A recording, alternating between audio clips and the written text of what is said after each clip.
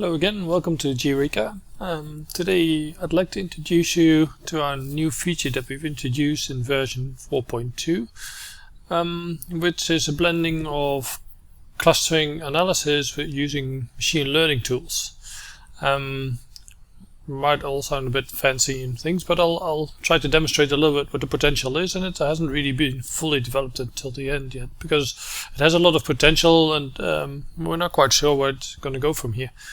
For this I'm going to use the Parker dataset that's been used in the Parker challenge. It's been adapted a little bit, cleaned up a bit and such. But what it does, it has a copper gold deposit with some assay data and also some other elements, and especially that last bit is the crucial thing. So you're not going to be using just the gold or the copper, but we'll actually use all the elements available.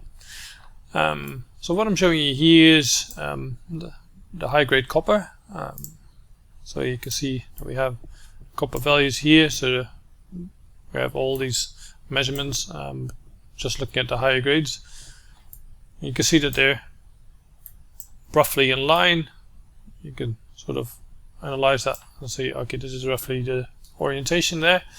So that again for the gold, so here we have a threshold of 0.5 gram per ton. You can see that the gold is distributed quite differently, and there's some high grades here as well, but then there's lots of high grades or relatively high grades in these areas. So what we'll do is actually take a reference point and say, okay, this is one of the points that we're interested in. So we can start for the gold. So we'll take a slightly higher grade here, somewhere in the area where we think there's clustering. So there's some high grades here. Let's click on this one. As you can see, there's a lot more elements to it, but here this is the gold 26 gram. Let's take that one here, a little bit more in the middle somewhere. We can use this as a reference for our cluster and say this is our cluster center, so, as it were, and then we'll actually use a slightly different way of doing the clustering to actually say which points around it are correlated to this one. Just to demonstrate, we have these other elements as well. So like the iron, it's all out here. Oh, sorry, this is fluoride. This is the iron here. And we have some other things there as well. So a lot of them don't actually have measurements in these areas, so we're not going to use those ones for our clustering analysis. We'll just use a selection of data that actually has measurements in those regions. Well, let's go back to the gold here. So now we can set up a workflow where we say, okay, this is our reference point. This is our starting point from where we want to measure our similarities, because that's roughly what we're doing using machine learning analytics. And then we go to our volumetric modeling, and there's this experimental clustering option here. So we connect this data, experimental clustering. So now I can double click on this one, and here you can see all the elements listed again. That are part of the assay data. So you do the cluster AU here. Silver doesn't have values everywhere, arsenic does, so we turn off the ones that don't really have measurements everywhere. So we only have a few. In this case we have 4 elements that are that do contain values in the area where we're interested in. And then there's this option for location. So for our clustering, we can actually set some weights to each element independently, or for the location. In this case, I'm not really interested in the distance from one sample to the next as such, so I'm decreasing the weight of the location a little bit, or quite a bit, because I'm more interested in the cluster based on the different elements together. And that's the interesting part about this, is that instead of looking at similarities just based on a single grade for a single element, it looks at similarities across all the elements that we've selected here. So it looks at similarities across the 4 elements that we've selected. So now we can start processing, and we'll pause the video until it shows the results. So here we go, and we'll pause the video for now. Alright, that's done processing, but I'm not going to analyze this just yet, because we also want to do the same for our copper value. So let's look at the copper now, and you see the copper is in a slightly different location, but let's look at some higher grade copper. There's something here that's roughly in the center of this whole region that we're interested in. So I'll just repeat this process, but now for the copper, so I'll just go back to this one, and I'll just change the name. I don't need to change anything else here.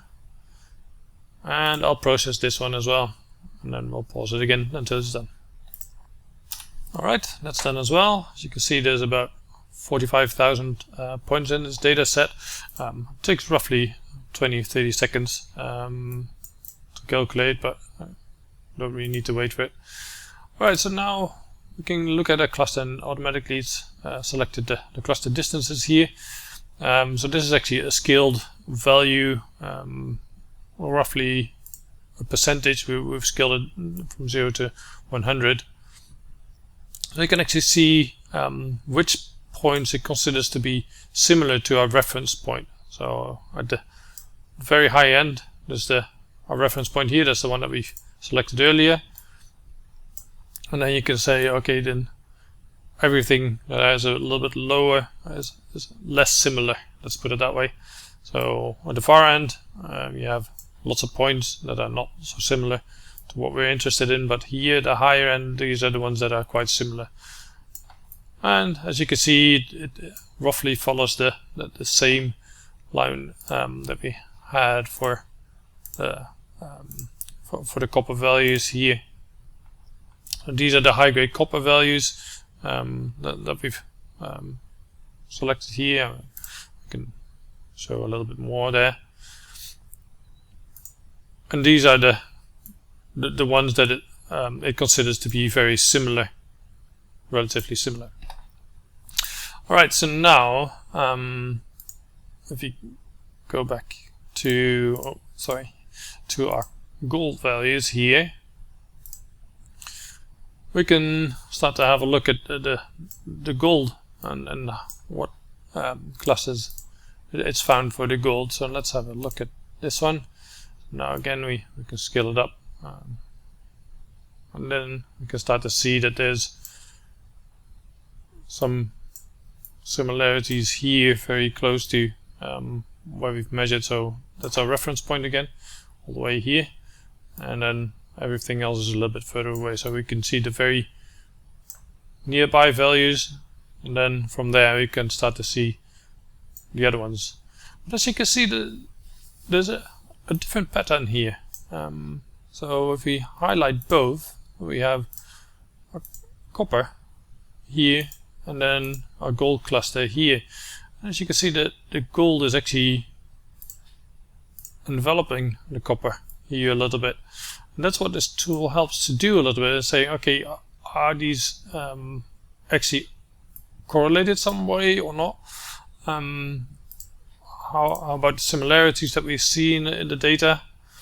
And we can see that from our reference point, initially there's this tendency to follow this pattern here, but then it starts to curve around and actually create this envelope around the copper.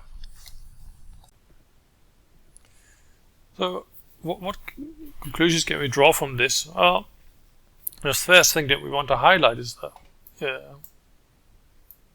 from what we've shown is that your reference point determines a little bit what cluster you're actually going to be looking at, because we didn't really change any settings in our workflow. We only selected a different reference point. So the first reference point was for the high-grade gold. The second reference point was for a high-grade copper. So from this we can sort of realize that the copper and the gold are actually not really that clustered, or they have a different distribution, let's put it that way. they have different orientation, they formed in a different way, and they're not really related in where they've crystallized. But what explains this pattern that we're seeing for the gold? So if you go back to a gold grade, so we have a gold here, the higher grade golds. I'll put this down a little bit. We don't really see that pattern as clearly, although you can see it a little bit. But there's clusters of high grade golds here as well, which fall within the same range as the cluster of the copper. So something else must be going on why we're seeing this cluster pattern for the high grade gold from this area. And that's where the other elements come into play, because we've done the clustering using multiple elements, not just the gold and the copper, or not just a single element.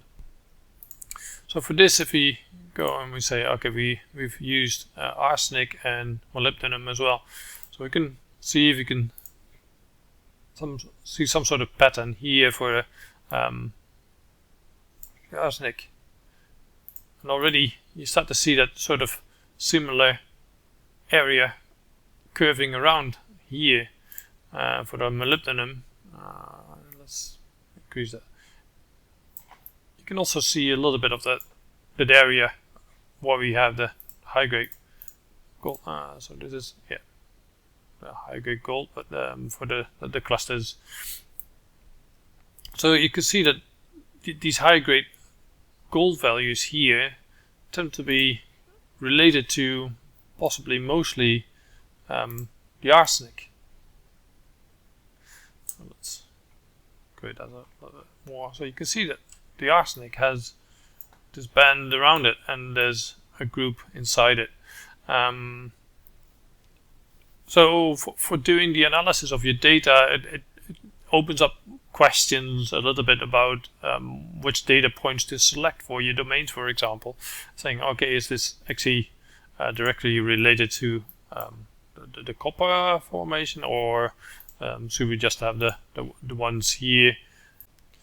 So we can play with that a little bit. So one of the things that we can then do is to also start drawing our plotting options and start to look at this with our plot. So in this case, we see most of the clusters is surrounded or situated between 70 and 90.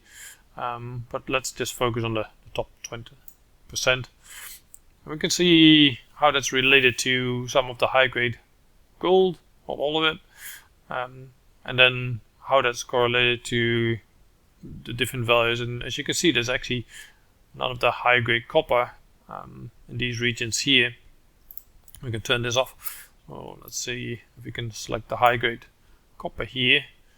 Still part of it, but it's in the lower parts of our clustering value. So you can see that there's actually little similarity, let's put it that way, between the copper and the high grade point that we've selected, our reference point.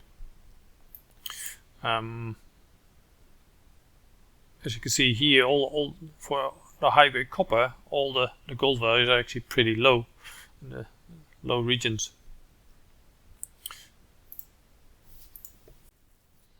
Right, now let's also do the opposite and say, okay, for copper reference point, let's bring up these plots and let's have a look at the copper.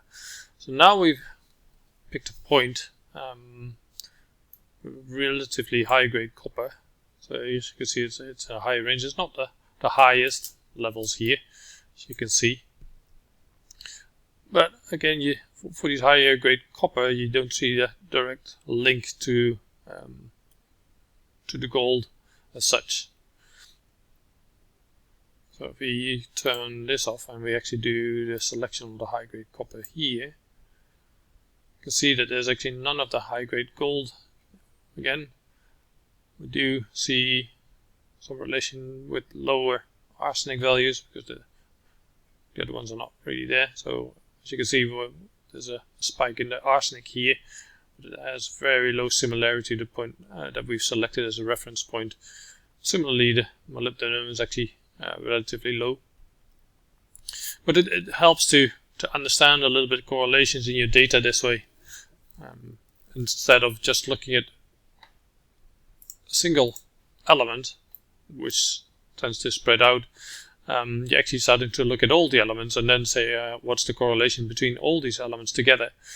And one thing that I didn't mention yet, if we look at the high-grade gold here, we have this really large cluster of gold values in this corner here as well. But our cluster is all here, and it hardly links to the ones here.